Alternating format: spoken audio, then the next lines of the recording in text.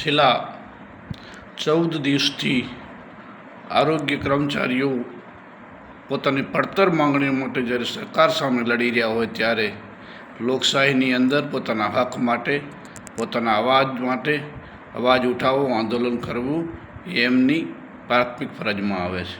જ્યારે આ કર્મચારીઓ પોતાની માંગણી માટે જ્યારે હકથી લડી લેતા હોય ત્યારે સરકાર એ આંદોલન દબાવવા માગે છે. ઘણા બધા કર્મચારીઓને છૂટા કરવાની નોટિસ આપી છે, ઘણા બધાને છૂટા પણ કર્યા છે.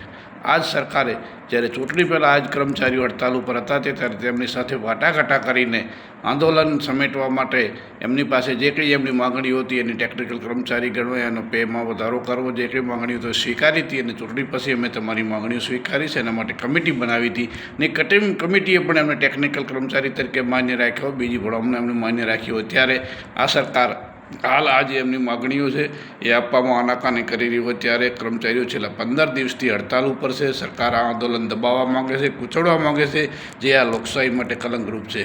છેલ્લા 15 દિવસથી જે અંગ્રેજ કર્મચારીઓ હડતાલ ઉપર છે જેને કારણે મારા વિસ્તારમાં વાવસો એકમ ભાભર તાલુકાની અંદર આરોગ્યની કામગીરી બિલકુલ ઠપ ગઈ છે. જે રસી બાળકોને BCG રસીઓ, પોલિયોની રસીઓ એની કામગીરી ઠપ છે. જેના આવનાર દિવસોની અંદર જો કોઈ નવા આવનાર બાળકોને કોઈ પોલિયોનો કે કોઈ રોગ થયો છે તો સરકારી જવાબદારી સરકારની રહેશે.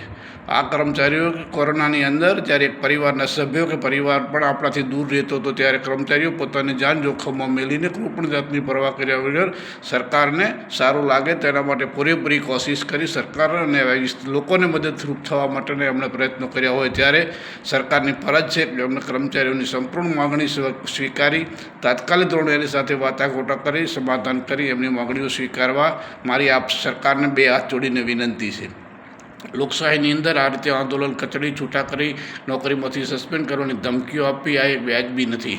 અંગ્રેજોના કાળની અંદર પણ કોઈ પણ એક ઉપવાસ ઉપર કે આંદોલન કરતો તેના સામે બોલી સમાધાન કરી અને આંદોલન સમેટવાની કોશિશ કરી હતી. જ્યારે લોકશાહી હોય, જ્યારે લોકશાહીની અંદર અવાજ ઉઠાવવાની બધાની જ્યારે છૂટ આપવામાં આવી ત્યારે આવી રીતે જો સરકાર જે કરી રહી છે હિટલરશાહી છે. સરકારને વિનંતી તાત્કાલિક આરોગ્ય કર્મચારીને કામે લગાડો, નહીંતર જો આવનાર દિવસોમાં આરોગ્યને આ વિસ્તારમાં મચ્છરનો પણ ખૂબ ત્રાસ છે જેને કારણે મચ્છરની દવાઓ DDT છંટાવી બીજી પણ કામગીરી હાલ ઠપ થઈ ગઈ છે.